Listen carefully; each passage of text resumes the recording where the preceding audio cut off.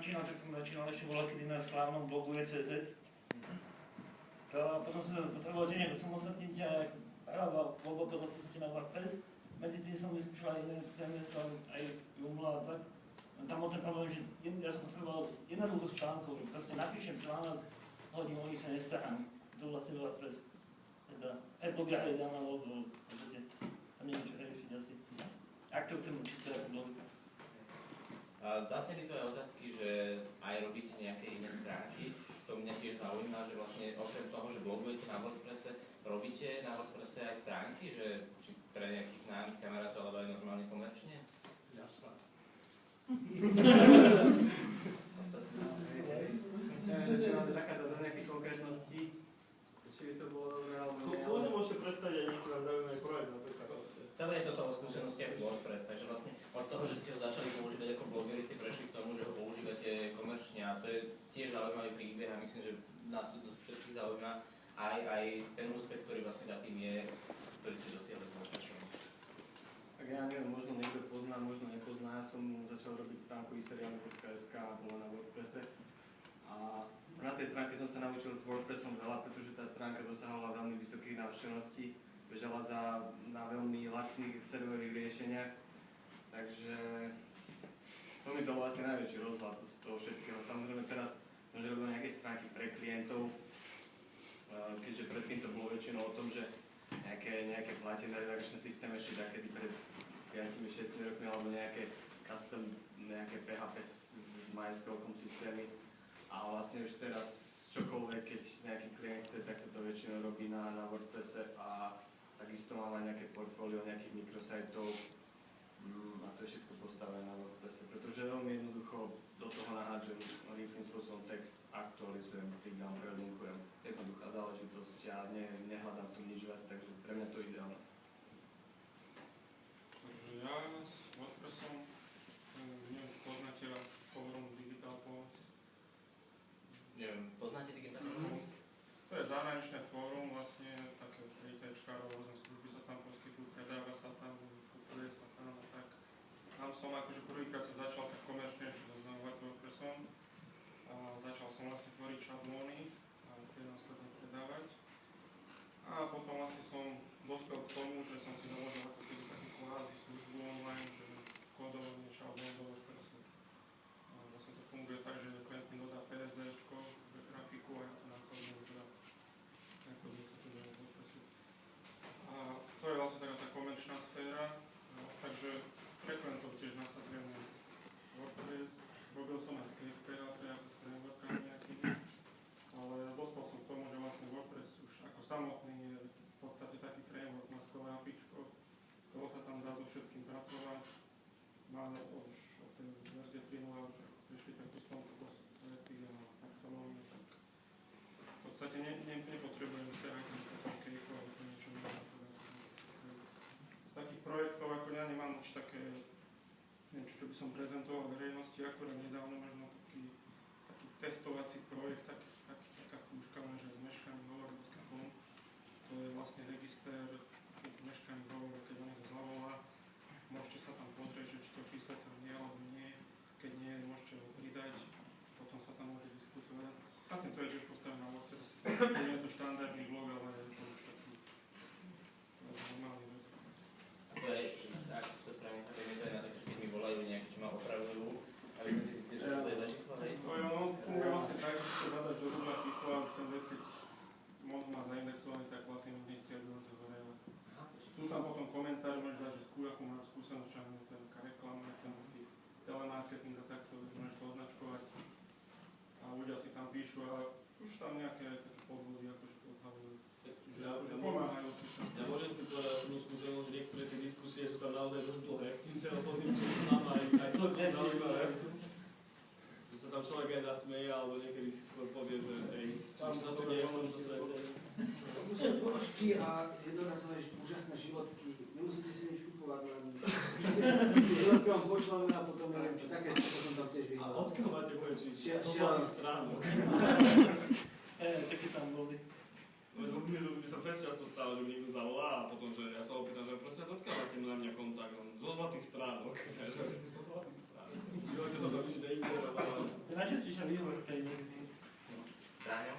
V podstate komerčné projekty ani žiadne, keďže hlavne ja nie som kodár ani dizajner, takže ja to beriem čiste ako redaktorský záležitosť publikovom obsah. Takže skôr tohoto pohľadu. Dobre, možno späť k tomu blogovaniu. O čom najradšej píšete asi, alebo čo je taká vaša nejaká srdcovka od toho technického, biznisového? Ja myslím, že s textami nie sú nejak vyhranený. V podstate to, čo ma aktuálne zaujíma, alebo to, čo mám potrebu riešiť. A nejak to neriešim, že chcem sa týmto smerom týmto.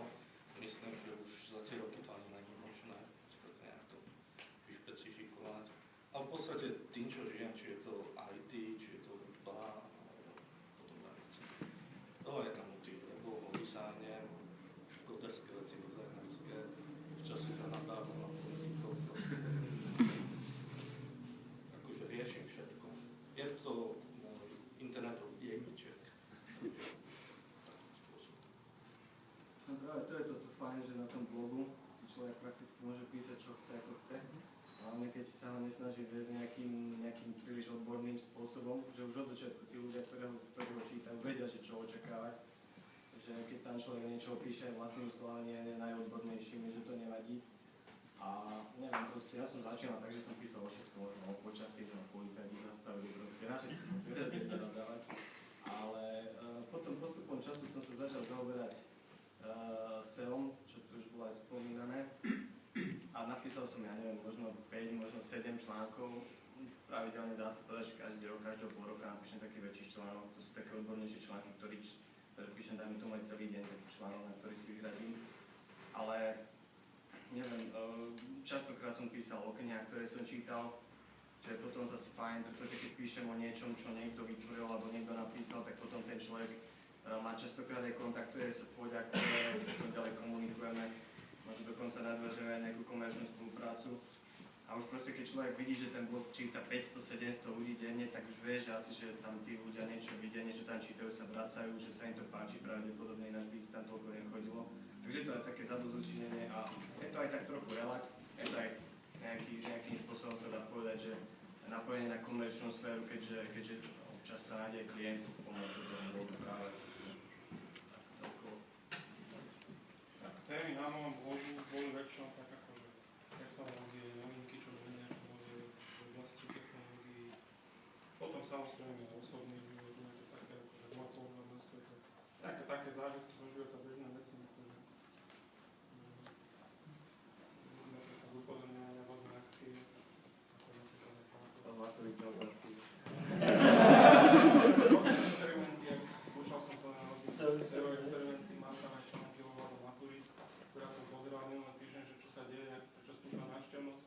Akurát boli maturity, takže som sa článok z roku 2008 poboval. A tak. Ty to máš celkom slušnú návštevnosť za to, že vrátiš, že moc nebloguje. Tak tuží sa to ešte stýči asi. Potom mal som tému aj na Janušné SMS-ky a takéto sezónne záležitosti. Ale ako normálne bude. Tak ja som väčšinou technologické recenzie produktov. A teraz skôr z toho takého, ja tvrdím, že čísla si nájde každý naživie na týchto portáloch. Je to behľadne tie recenzie skôr z užívateľského pohľadu, ako sa s tým pracuje. Nie tým statistickým štýlom, že a toto je taký proces a toto je to. Ale skôr píšem v podstate z používania, čo nenájde, kde je všade. A tu samozrejme sú tam veci nejaké, kde sa má nejaké akcie. Ďakujem. Možno posledná otázka z mojej strany. Ak to nie je tajné, asi ako máte návštevnosť, stačí prúvom, že koľko ľudí číta našu stránku denne, alebo ako je vám najlepšie povedať, ak chcete? Určite je to sezónna záležitosť, že najnižšie čísla sa deň vyberú do 400 návštev jedinečných a keď pridá viacej článkov, tak samozrejme ide to vyššie. Ak sa nájde nejaká téma, ktorá je aktuálna, prípadne niekto to zalinkuje, tak tam už sa dá rátať desiatok tisíc. Ale ten priemer denne nech to býva do tých 800 návštev. Akorát som to pozeral pred počítačom, myslím, že tam teraz bolo okolo 800 ľudí denne. Ale je to tiež zaujímavé, pretože ja som posledného pol roka bol dosť neaktívny, málo som písal. Ale presne ako hovorí túto kolega, je to presne tak, že keď niekto niečo napíše, niečo možno aj kontroverzné, zaujímavé, ale na linku to ľudia, to vyletí na 10 000, proste sa tam vidieť ten vplyv sociálnych sietí hlavne. Predtým si nemyslím, že by to bolo až také nákladné, teraz ako je Facebook, Twitter, hrozne stúplo pri nejakých takých boomových postoch. No, v súčasnosti ja poviem okolo tých 200-300. Samozrejme, to sa tým nezvyšujem. Ale samozrejme, potom, keď sú tie sezónne obdobia, tak to vyletí do stoviek, alebo niekedy, keď to bolo aktuálne, tie články, keď boli ešte čerstvé, tak v tom vianočnom období to vyletelo cez 10 000 v podstate. To boli Vianoce, Silvestre. Tak si poďme nejakých tých, čo 200 až 500, záleží od postu aj samozrejme aj mimoriadne udalosť tetovať hore. To je, v podstate, ak sa niečo udeje mimoriadne, tak každý to retweetuje a tým pádom to letí hore. A v podstate mesačne je to nejakých 9 000. A možno, že to je zamerané k úzkým blogu, takže... Ďakujem pekne. Teraz je priestor pre vaše otázky. Určite máte viacero otázok, ktoré by vás zaujímali. Mňa by zaujímalo, že skade máte hlavný zdroj tých návštev. Či ešte stále fičí RSS, alebo... Google. Dnes to zhruba tak, že tretina je priama návštevnosť. Ľudia, čo si chodí čítať, otvárať blog. Zhruba tá tretina je to Google, vyhľadávač. Posledná tretina sú sociálne siete. Facebook, hlavne a Twitter. Ja keďže som teraz bol menej aktívny, tým pádom je tam menej tých sociálnych sietí, že sa to menej tak zdieľa tie staršie články. Takže dá sa povedať, že asi tretina je priama návštevnosť a 2/3 je z vyhľadávačov, pretože väčšina článkov takých tých, čo ja to pokladám za odbornejšie, píšem spôsobom, že ten článok sám o sebe optimalizujem v rámci SEO a všetkých tagov, kľúčových slov, takže asi 2/3 sú vyhľadávače. No mne to asi tak 80/20, dajme tomu, že teda 80 sú vyhľadávače a ten zvyšok sú vlastne nalinkované zdroje, to sú rôzne fóra, články, iné blogy. A potom ešte, no našli by sa tam nejaké menšie percentá, to sú samozrejme nejaké sociálne siete. Nejaké instant messaging, takéto. Ja to neviem, že nám tak presne povedať, ale tiež ako väčšina je to tých, čo si zvykli chodiť, je hlavný plus vyhľadávače a hlavne sociálne siete Facebook, Twitter, Google+. To vám publikuje denne, tam to vidieť možno viac na tých sociálnych sieťach. Hej, tam viacej Facebook, Twitter a tieto veci. Áno. A potom vyhľadávače a ďalšie záležitosti.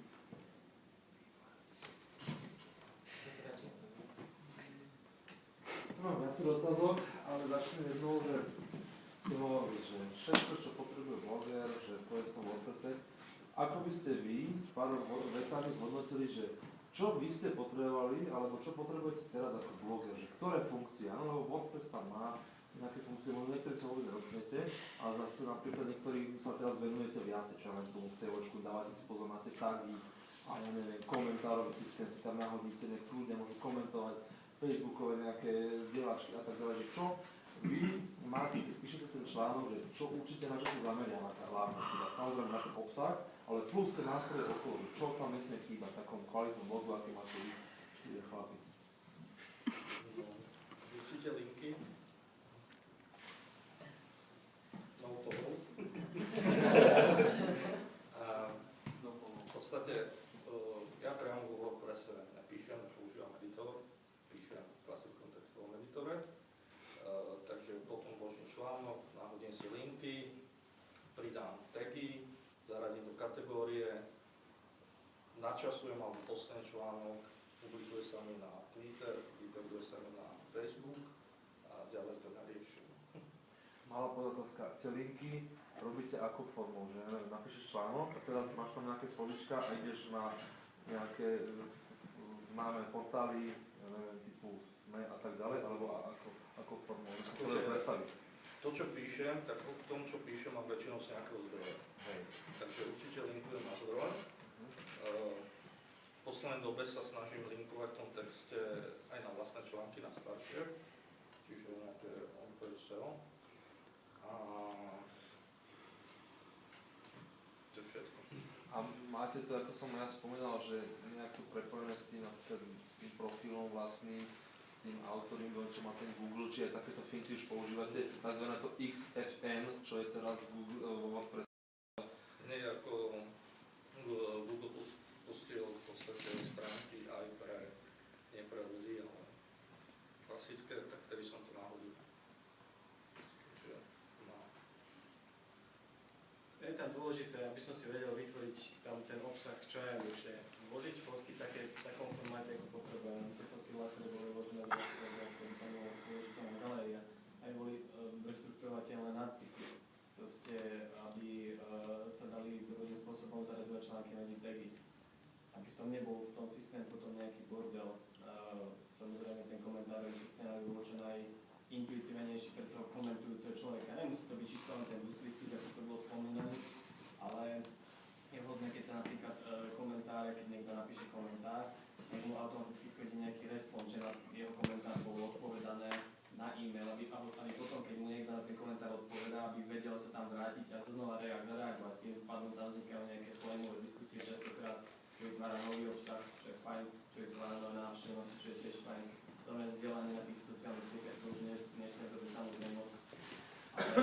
Ale prakticky o to ide, že v tom WordPresse je to všetko takým prirodzeným spôsobom po ruke, že nemusím to nikde hľadať. Ja som dokonca chvíľu používal ten diskus, ale nakoniec som od neho ustúpil, pretože používam klasické komentáre, na ktoré sa dá odpovedať, že to stačí. Ty diskusia aj prihlasovanie sa cez Facebook, Twitter, alebo čisto iba anonymné, alebo Čiže čo si povedal, píše to mám.